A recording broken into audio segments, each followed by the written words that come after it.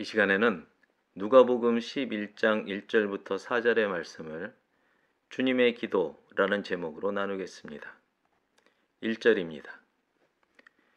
예수께서 한 곳에서 기도하시고 마치심에 제자 중 하나가 여짜오되 주여, 요한이 자기 제자들에게 기도를 가르친 것과 같이 우리에게도 가르쳐 주옵소서. 본문에서 한 곳 그리고 제자 중 하나라는 표현은 헬라어 원문을 정확히 번역하면 어떤 한 곳 그리고 어떤 한 제자라는 말입니다. 예수님은 어느 곳에서도 늘 홀로 기도하셨고 그런 모습을 수많은 제자가 봐서 모두가 알고 있었다는 의미입니다. 그러던 어느 날 드디어 한 제자가 말문을 엽니다. 그가 한 말은 주님, 우리에게 늘 기도하도록 꼭 가르치십시오 라는 간곡한 명령문으로 표현되어 있습니다. 제자의 말에서 늘 그리고 꼭 두 단어는 매우 중요합니다. 기도는 늘 그리고 꼭 하는 것입니다. 그래도 이 장면에 등장하는 제자의 모습에 돋보이는 면이 있습니다. 예수님이 기도를 마치실 때까지 잠잠히 기다린 점입니다. 본문을 이어나가기 전에 먼저 기도에 대해 알아보겠습니다. 표준국어 대사전을 보면 기도란 인간보다 능력이 뛰어나다고 생각하는 어떠한 절대적 존재에게 빔이라고 나와 있습니다. 한자어로 풀이하면 빌고 또 빌다, 다시 말해서 진정으로 빌다라는 말입니다. 좀 더 접근하기 위해 빌다라는 말에 관해서도 알아보겠습니다. 표준국어 대사전에는 빌다에 관한 뜻이 4가지가 나옵니다. 첫째, 바라는 바를 이루게 하여 달라고 신이나 사람, 사물 따위에 간청하다. 그런데 여기서 사람과 사물은 제외하는 게 좋겠습니다. 둘째, 잘못을 용서하여 달라고 호소하다. 셋째, 생각한 대로 이루어지길 바라다. 넷째, 남의 물건을 공짜로 달라고 호소하여 얻다. 4가지 풀이에서 찾아볼 수 있는 공통점이 있는데 그것은 내 힘으로는 할 수 없는 거라는 말입니다. 그러니까 기도는 나와 절대적인 존재, 다시 말해서 나와 신과의 관계입니다. 그러면 이제 나 그리고 신에게 관심을 기울여 봅시다. 나라는 존재를 쉽게 넷으로 나눠볼 수 있습니다. 남은 모르고 나만이 아는 나. 나는 모르는데 남은 아는 나. 나도 알고 남도 아는 나. 나도 모르고 남도 모르는 나. 이렇게 넷입니다. 이 넷이 전부인지 또 그 비율이 어떤지는 알기도 측정하기도 어렵습니다. 산술적으로 말하자면 내가 아는 나는 많아야 전체의 50%가 안 된다는 것입니다. 이제 신에 대해서 알아보겠습니다. 신은 초월적인 존재, 한자어로는 보다라는 뜻의 글자와 거듭이라는 뜻의 글자를 합친 말로서 늘 지켜보는 존재를 나타냅니다.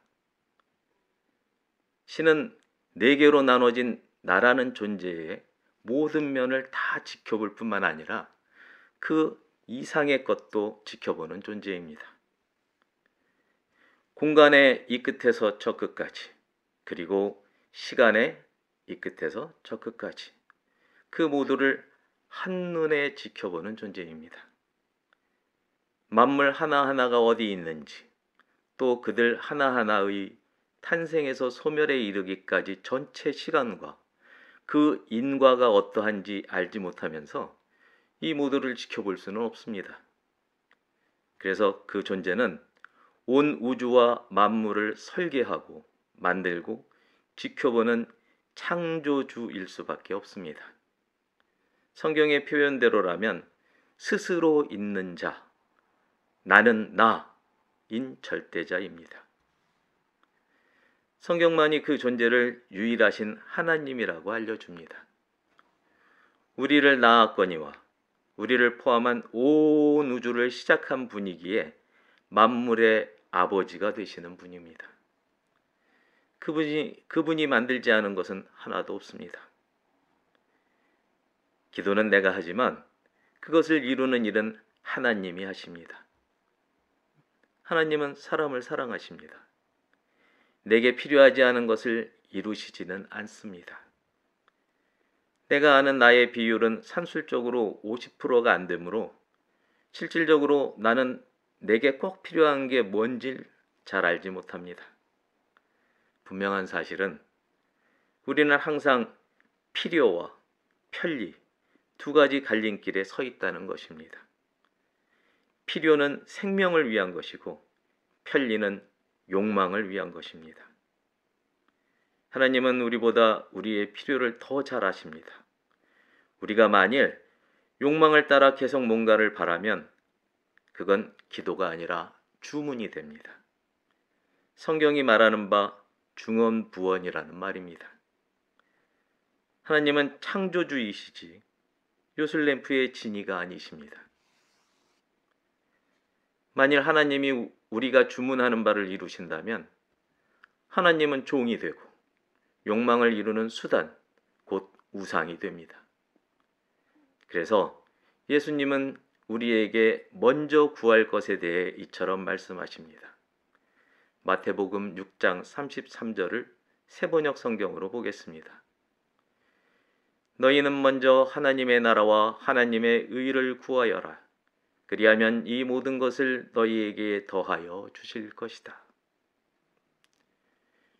결국 기도는 하나님의 마음으로 하나님께 비는 겁니다. 그러니 어떤 상황에서 기도하든 하나님을 뜻을 구하는 게 됩니다. 더불어 내가 바라는 바를 주저없이 담대히 여쭈는 것도 절대 필요합니다. 하지만 기도의 마지막은 겟세마네 동산에서 예수님이 아버지 하나님께 드린 기도와 같아야 합니다. 세번역 성경 누가복음 22장 42절입니다. 그러나 내 뜻대로 되게 하지 마시고 아버지의 뜻대로 되게 하여 주십시오. 기도란 내가 처한 어떤 상황 속에서도 하나님의 뜻을 구하고 그 뜻이 이루어지기를 기다리는 것임을 깨닫는 여러분과 제가 되기를 주님의 이름으로 축복합니다. 2절입니다.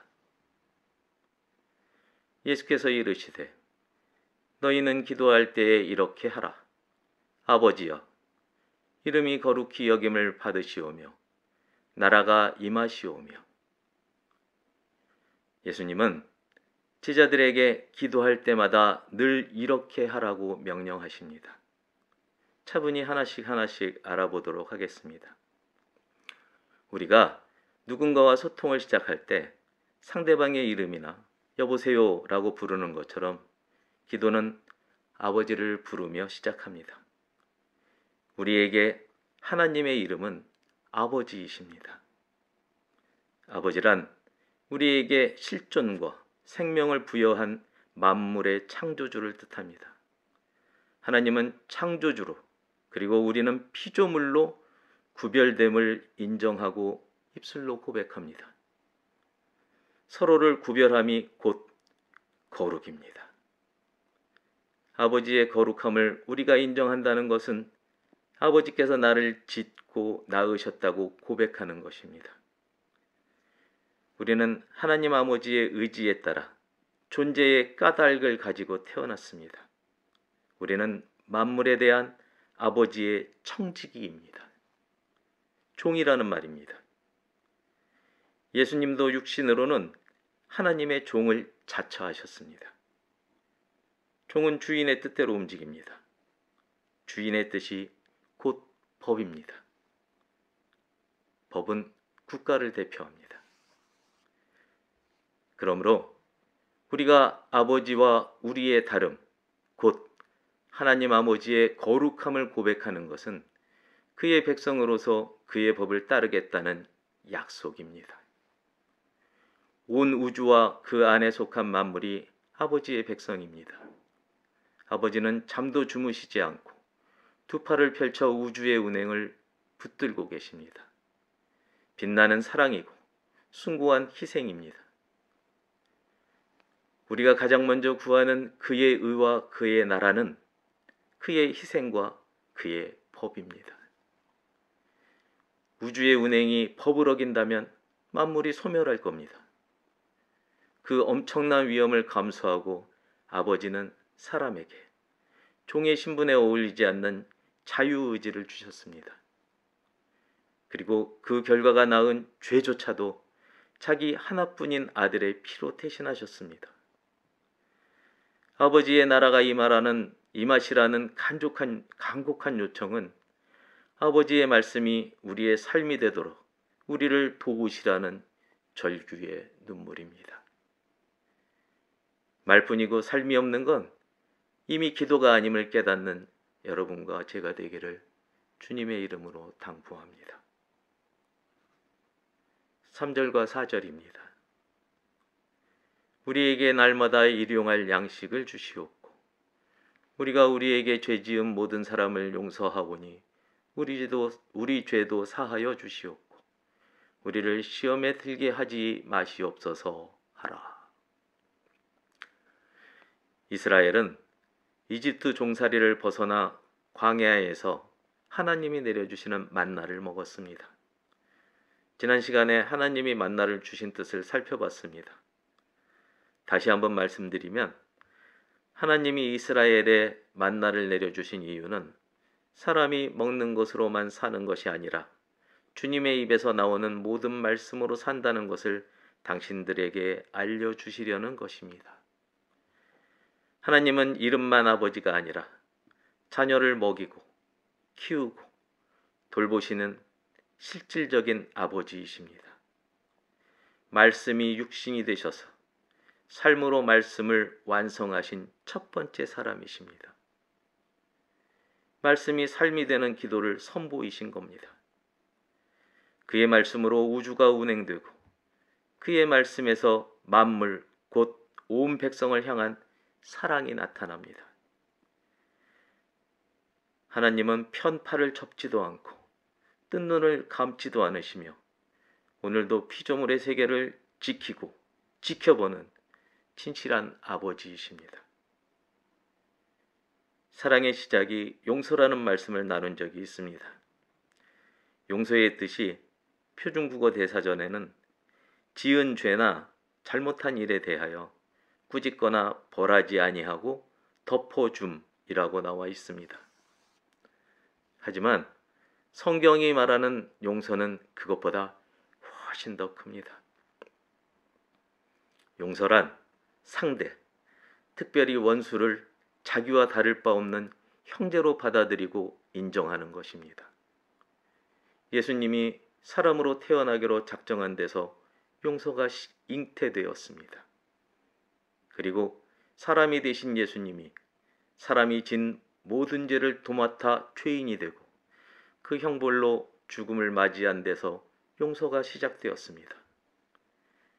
하나님이 예수님을 일으키신 부활은 사람이 하나님처럼 되는 정점입니다.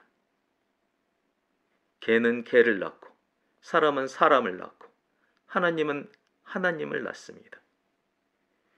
예수님의 성육신과 대속적인 죽음, 그리고 하나님이 예수님을 죽음에서 일으키신 사건으로 말미암아 사람이 법적으로 하나님의 자녀가 되는 것입니다. 이것이 바로 하나님 나라의 용서입니다.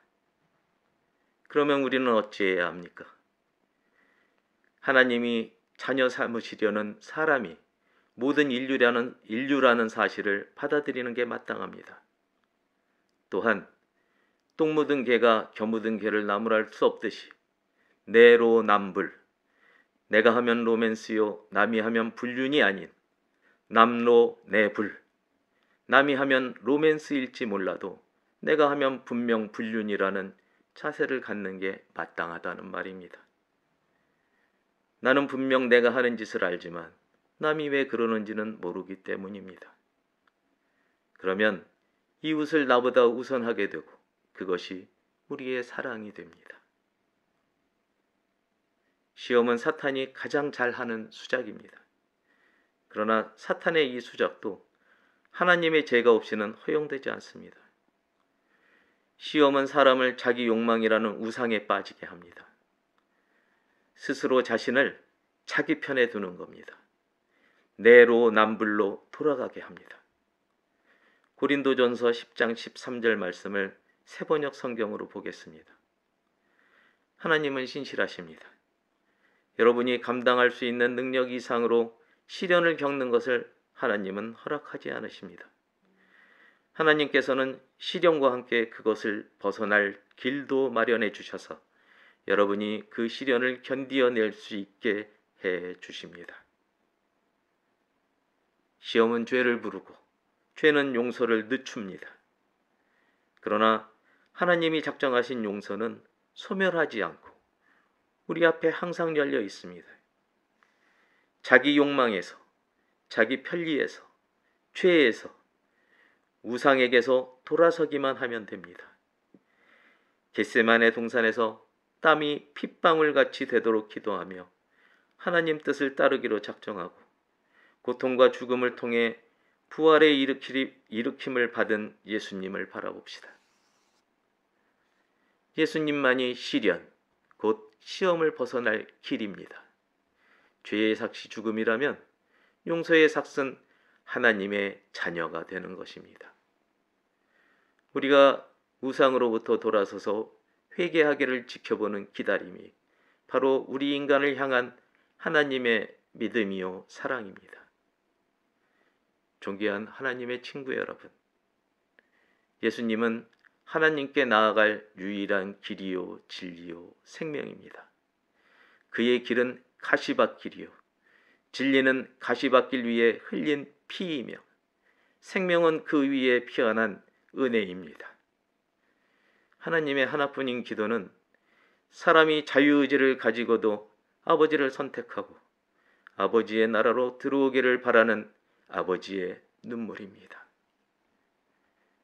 아버지의 기나긴 기다림이, 그 사랑이 자녀를 향한 아버지의 믿음이십니다.